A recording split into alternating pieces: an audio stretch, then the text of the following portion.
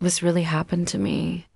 I wish it were some cautionary campus legend, but I'm the girl who lived it, who still keeps the little plastic rectangle in a zip-top bag at the back of a shoebox.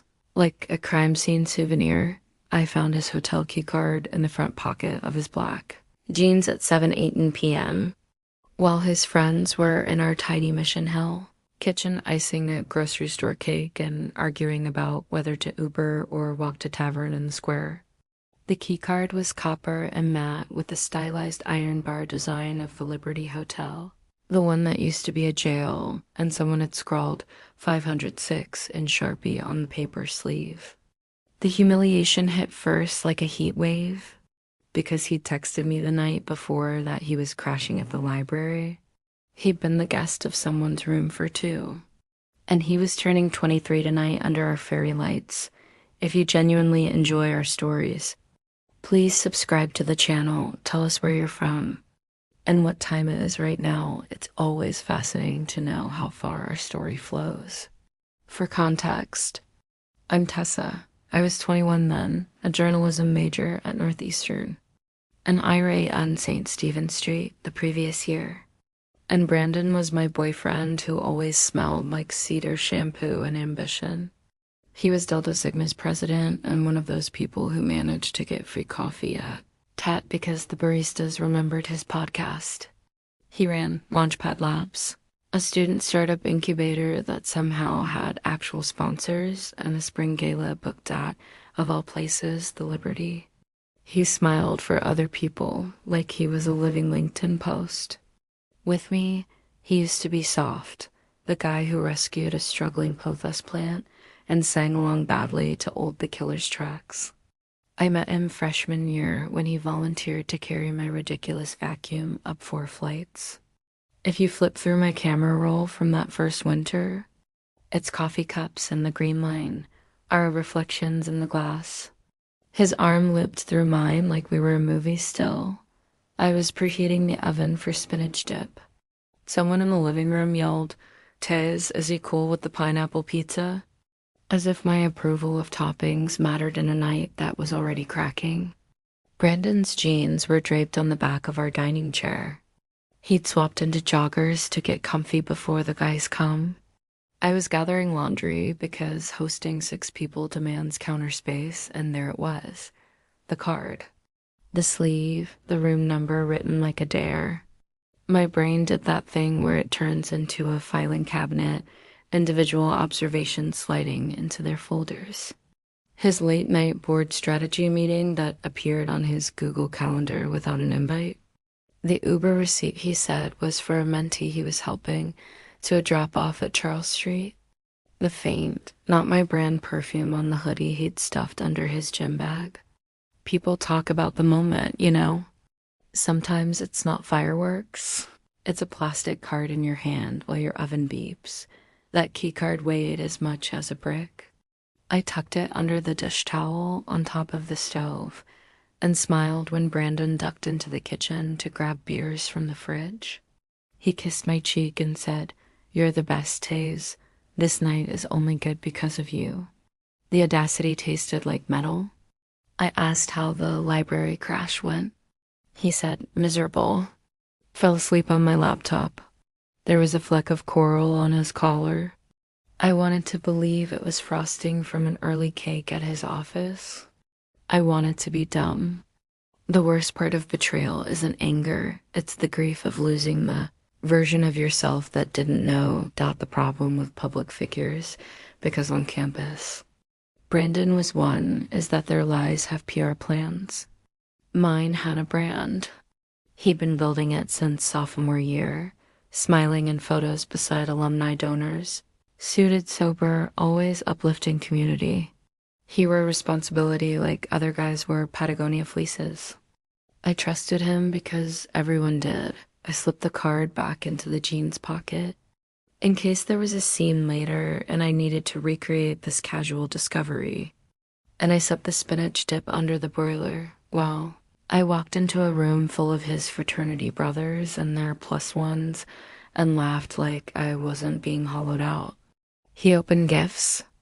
The cake said, "Launch year 23. because one of his friends thought they were clever.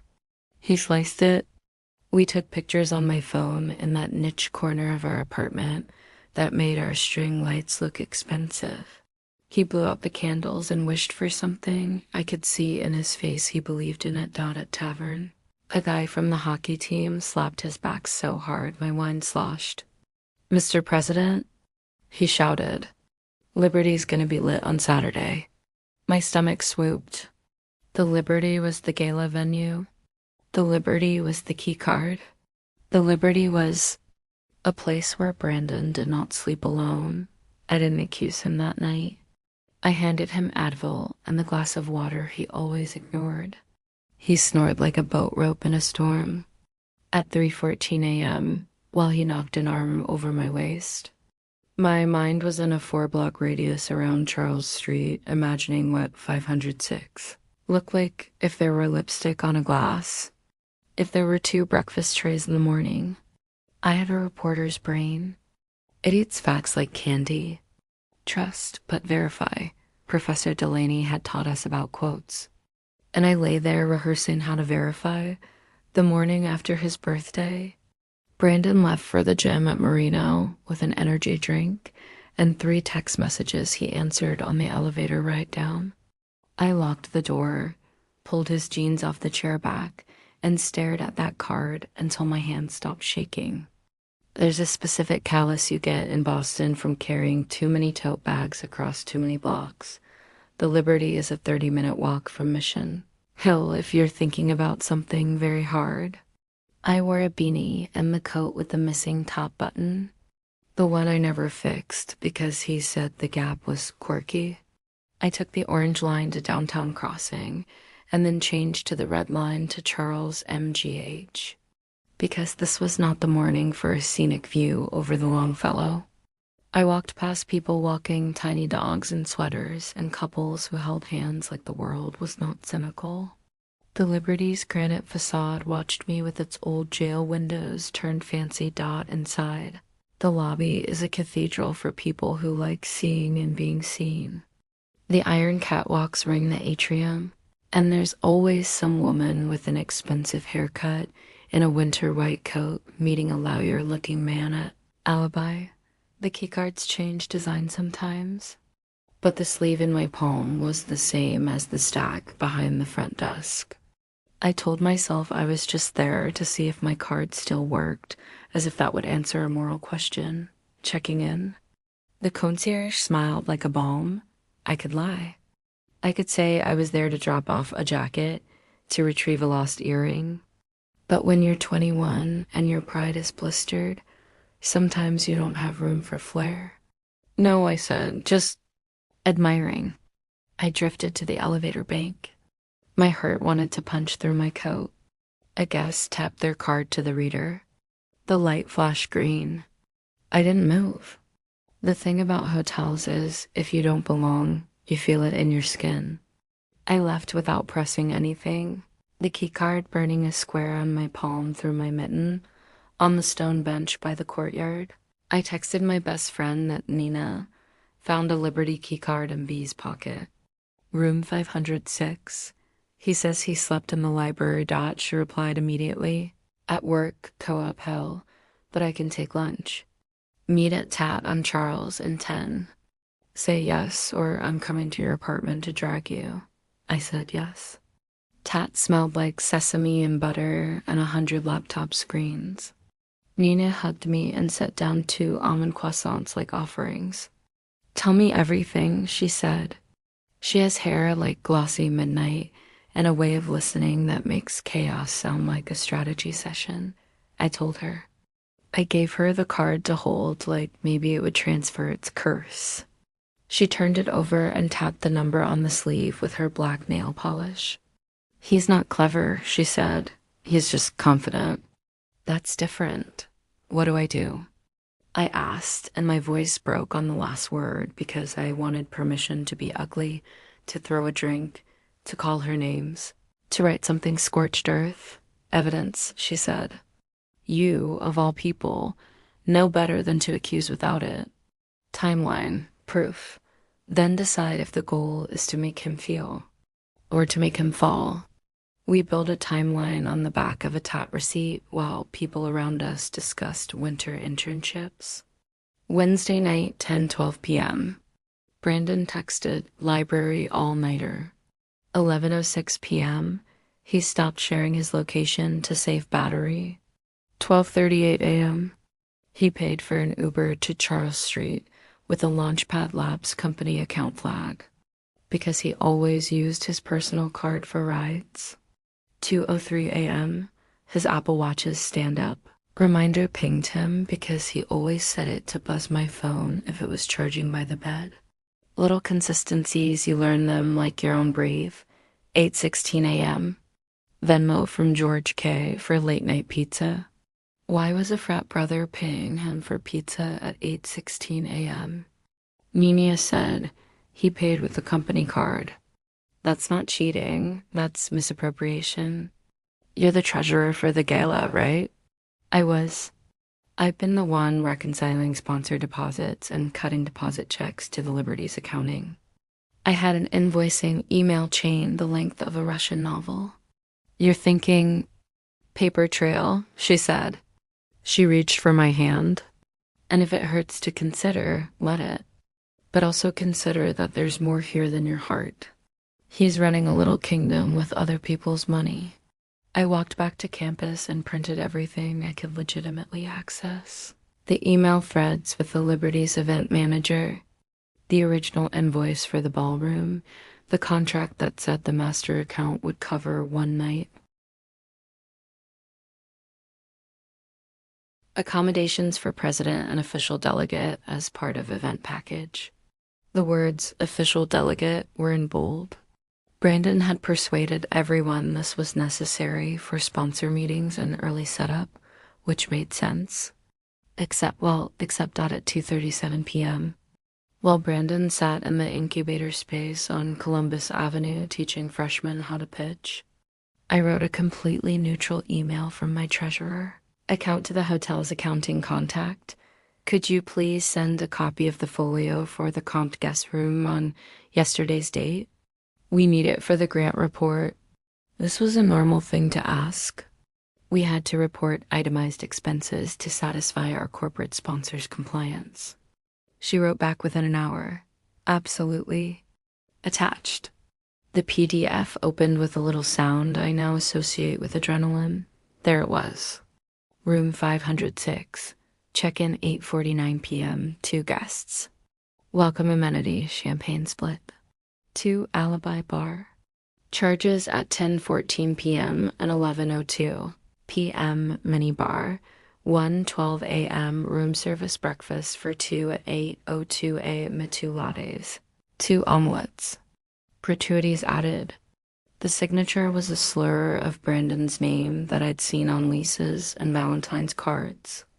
And here was the part that made my hands go cold. The billing line said, Master, Account Launchpad Labs Gala. He had put his bachelor night on the charity events tab. I forwarded the folio to Nina with a single word. Gotcha. I could have confronted him then. I could have walked into the incubator and dropped the printed folio onto his laptop. But when you've been handed someone's truth in black and white, sometimes you want to hold it longer, make sure there are no holes. I began a folder on my desktop called April because it felt normal, because evidence would have been a confession. I screen recorded the snap map of his little Bitmoji hovering at the Liberties location the night before, yes. He turned it off at midnight, but a friend had posted a story of Brandon clinking glasses under the Liberties mezzanine with the caption, Mr. President does it big, and I saved that too. People forget their lies when other people are filming them. It took 36 hours for Brandon to sense the glacier under my words. He texted while I was on a late shift at the student newspaper. You good? I typed, yep, how was your mentor lunch? He said, fine, sponsorship locked. I thought about the lattes on the folio, both with oat milk. He doesn't drink oat milk. Saturday was the gala. The Liberties catwalks would be strung with lights, and the ballroom would have those ridiculous hotel chairs. Sponsors in navy, students in rented satin. Brandon loved stages. He planned to give a speech about community and integrity and the next generation of builders. My hands at CHE.Nina, and I plotted over takeout pad thai at my apartment like we were prepping a court case. Cheating is ugly but simple. Cheating funded by a student organization sponsor? That's policy. That's headlines. That's consequences. Line up the dominoes, Nina said. Which ones do you want to knock first? Domino 1, our faculty advisor, Professor Cho, a kind man with a spine of steel. I scheduled a quick meeting under the guise of double-checking our reports. I slid the folio across his desk along with the contract and my email chain. He read slowly.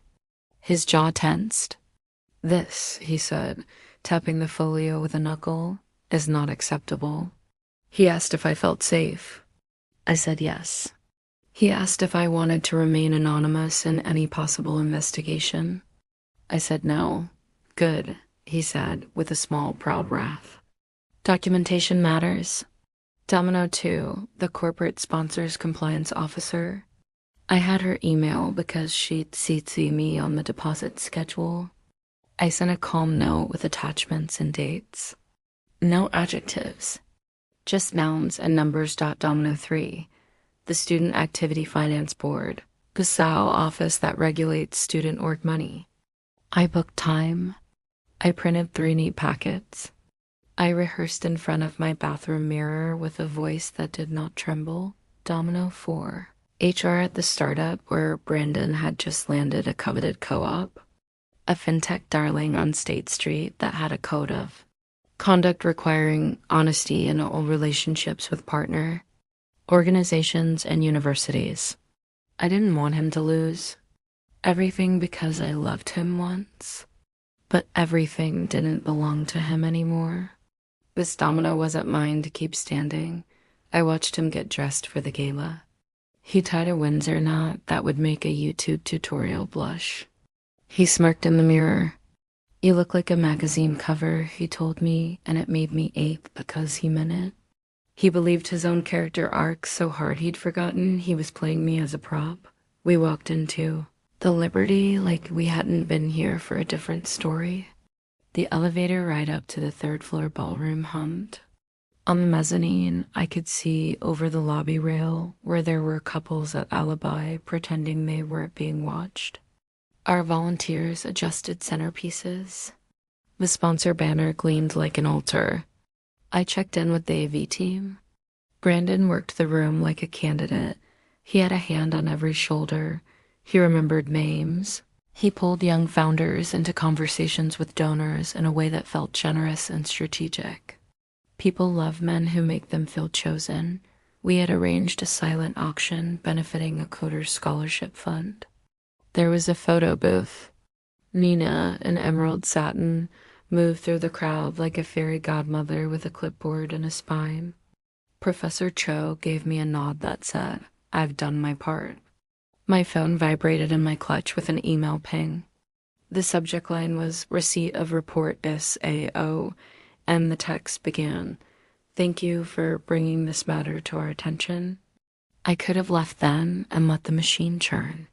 But part of me wanted to make sure he didn't tell a room full of people that words like integrity were his alone dot at 8:12 p.m. Brandon took the stage. He beamed at 1,000 phones. We built something together, he said. In this city, he gestured. People clapped. I thought of the PDF in my inbox, the shaded line that read 2 lattes. He talked about his mother working 2 jobs when he was a kid in Worcester, about the professor who gave him a second chance in his sophomore algorithms class. It was a good speech. It would have made me cry last year. He ended with, integrity is our currency, and that was my cue. I hadn't told Mina everything because I wanted there to be a surprise even for her. I had worked with the AV team earlier not to change the program. That would have been cruel to the other students. but to request 30 seconds of sponsor acknowledgements slides after Brandon's speech. This was normal. What wasn't normal was the second slide, which the AV guy had dropped in at my request. It was a slide of text that read, clean white on black, "This gala is possible thanks to our sponsors. Please remember that every dollar committed here supports student builders and the community. We hold ourselves to the same standard we ask of our partners, integrity." And beneath that, in smaller font, if you spot any irregularities, email compliance@sponsor.com or sao@northeastern.edu. It wasn't an accusation. It was an invitation. You might ask, how is that revenge?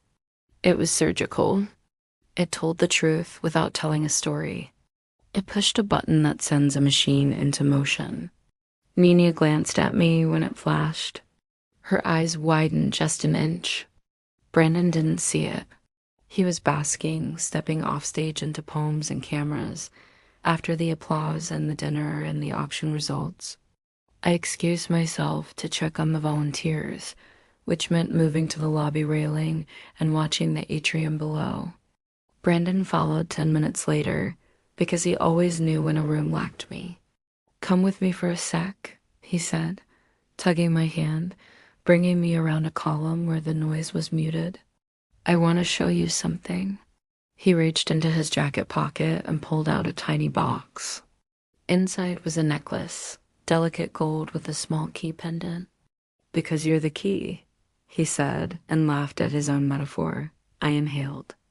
It was almost elegantly monstrous, the way he looped lies into prettiness. "Is that from the gift shop downstairs?" I asked, sweet as a razor. "By the alibi entrance?" He blinked. "What?" "Room 506, I said. "How was the omelet?" It took him exactly 3 seconds. "What are you?" "You signed the folio," I said. "I'm a launchpad master." "Champagne, 2 lattes." I don't like oat milk, so who does? The thing about men like Brandon is that their power takes a breath before it adjusts. He inhaled, and then his face arranged itself into concern. "Taze, we had sponsor stuff. I was there with Connor to meet. Your +1 must have been named Connor too," I said. "She wore coral lipstick?" He bit down on the inside of his cheek. Then, with a careful, incredulous tone, like I was the irrational one, he said, "You're making something out of..." "Unity, integrity," I said. "Currency." Say the words again. See if they sound different. "This is not the place," he said, softer, warning threaded through. "No," I agreed. "The place is the SAO office, or sponsor compliance, or your co-op supervisor's inbox, which has an auto-reply that says, 'We take these matters seriously. The place is a room with chairs less pretty than these and people less impressed.' And a printer." His color rose. "You do this to me? After everything I've done for you?" There it was, the hinge of power. He believed he was a benefactor. He truly thought I was in his orbit like an intern with a thank you card. "You did this," I said. "I'm just making sure it lands where it belongs." He scrubbed a hand over his jaw. "Taze, if you go nuclear, we both get burned. Think about the organization. Think about your own role. You think people will see you as the whistleblower or as the bitter ex?" Pain spikes like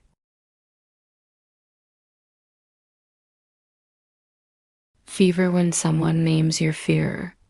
I steadied. "That's the difference between you and me," I said. "I don't need to be the face."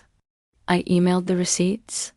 For a second, he saw it, the machine lurching, his kingdom shifting under his feet. He exhaled, a small animal sound. "You could have just asked me." "I did," I said.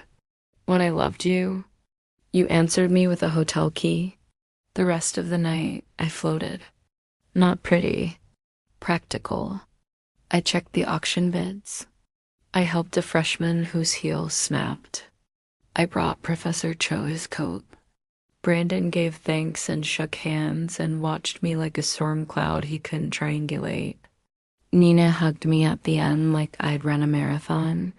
Monday morning, 9:03 a.m., I received an email from Sal that began, "We are opening a formal investigation." That afternoon, Professor Cho copied me on his memo to the dean. Tuesday, the sponsor compliance officer CC'd me on an internal report request that included words like reconciliation and breach. By Wednesday, Brandon texted me, "We need to talk, please." I didn't respond. He arrived at my apartment anyway with coffee and a throat that sounded raw. He tried the story of misunderstanding, then the story of "we're stronger than this," then the story of "you're ruining this over jealousy." At 4:17 p.m., a message dropped into the Launchpad Labs Slack announcing Brandon's temporary suspension pending review. At 5:02 p.m., an email from his co-op supervisor requested a conversation about alignment with our values. On Thursday, the National Office of Delta Sigma sent a letter to the chapter about maintaining high standards, which anyone with a brain knows means we know something. On Friday morning, a committee asked for a meeting with me, Professor Cho, and the SAO director. They apologized for the inconvenience and thanked me for my courage. I didn't need the word. I needed boundaries. The meeting was in a beige room off the student center that smelled like coffee and fluorescent lights. They asked me to walk through the documents. I handed them the neat pile, a contract, the folio, my email to accounting, the 2 lattes, the sign name. I explained the difference between perk and theft. I am not cruel. I didn't include screenshots of his DMs with Sloan. I'd found them, by the way, in the trash folder on the iPad we shared because he sometimes forgot tech wants to be found. They weren't necessary. And I didn't smear Sloan. If she exists in your mind as a villain, erase her. She's a symptom. He is the disease. The committee asked me how I wanted to proceed. It felt like one of those moments in movies when the hero picks up the sword. I chose process. I told them to do their job. I told them I didn't need to be in the room when they spoke to him. Professor Cho squeezed my shoulder as if to say, "You're doing the adult thing."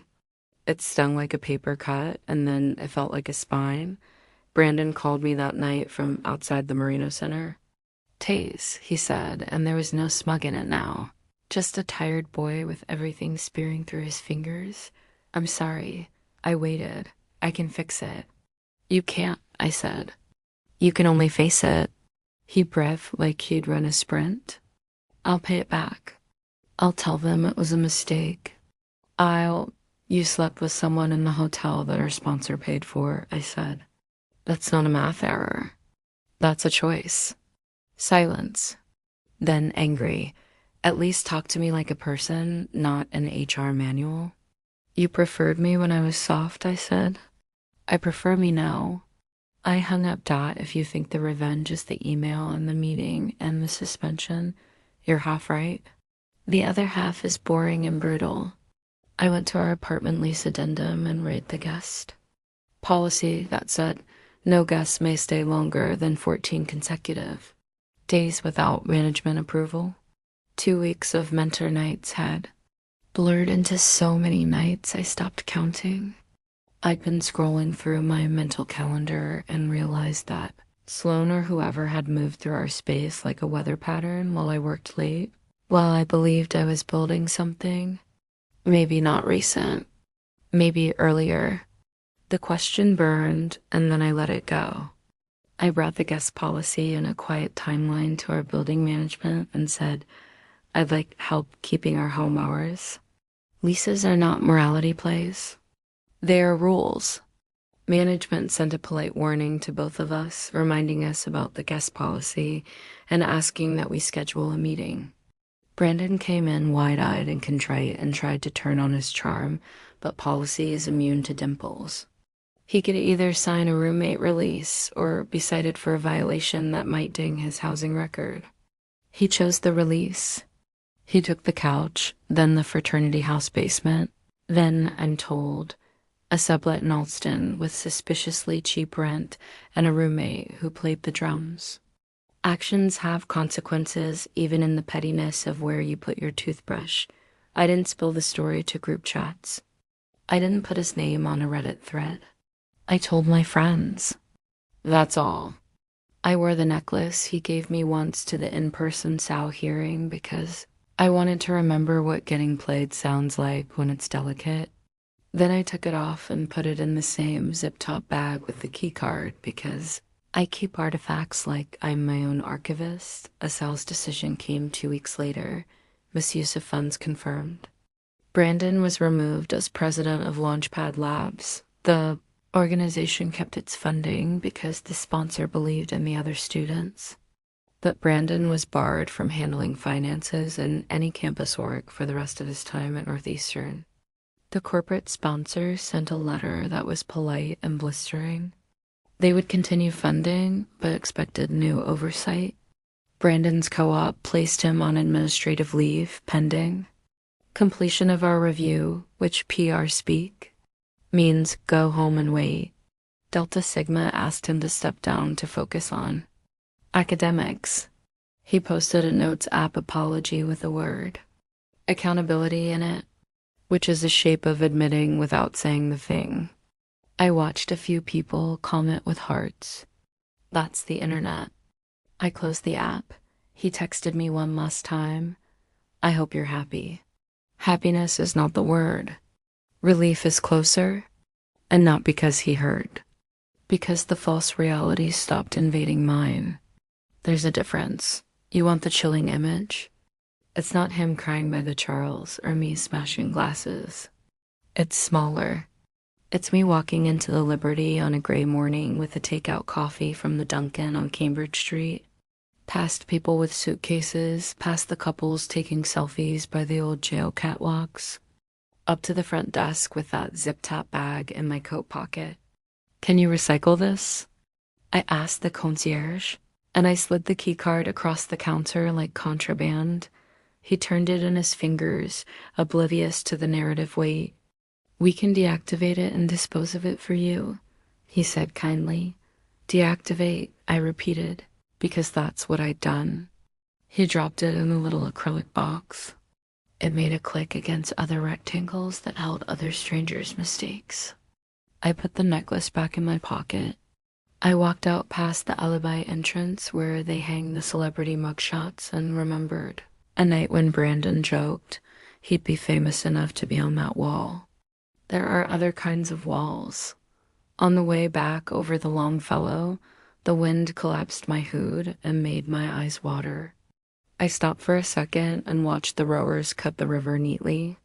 I thought about younger me, the one who loved good speeches and thought that men in suits meant safety. I told her quietly that she can still love speeches, but maybe choose the ones where you wrote your own lines. Nina texted me a photo of a bag of bagels and a caption, "Brunch? You did it." I walked faster in May. I stood with my class in gowns, and someone behind me whispered a rumor about why. Brandon wasn't on stage accepting some leadership award he'd been a shoo-in for. I didn't turn around. I shook Professor Delaney's hand and I heard her say, "Trust, but verify." And I laughed because I thought my cheeks would crack from how long they'd held still the last time. I saw Brandon was in September, outside Pavement Coffee on Gainsborough, where he stepped out into the bright slice of cold. He looked thinner. He looked older. He saw me. He didn't walk over. I didn't either. That's not the point. The point is that he's not my problem anymore, my roommate, and I adopted a cat. We named her Justice because we're idiots, but also because she watches the door like a bailiff. I started writing more stories that weren't about us. A freshman I mentored landed an internship at the sponsor company the next semester because the program continued, because accountability is a floor, not a ceiling. Launchpad Labs elected a new president, female, smart, spine like a lighthouse. She instituted a rule that two people must sign any expense over $50. People rolled their eyes and then they got used to it. The way you get used to wearing a seatbelt. No one misses flying through windshields. I still have the zip-top bag in my shoebox. Inside, the Liberty keycard and the little gold key pendant lie side by side. Sometimes I think I should throw them away, but there's part of me that keeps them to remember the architecture of lies, how a plastic square can be both a door and a verdict, how a necklace can be a joke only one person understands. When I tell this story, I don't do it to make him a villain in anyone else's eyes. I do it for the girl who thought integrity was a word boys said on stages. It's also a word you say quietly in rooms with printers and policy binders and fluorescent lights. It's a word you live when you hand someone a piece of plastic and say, "Deactivate this."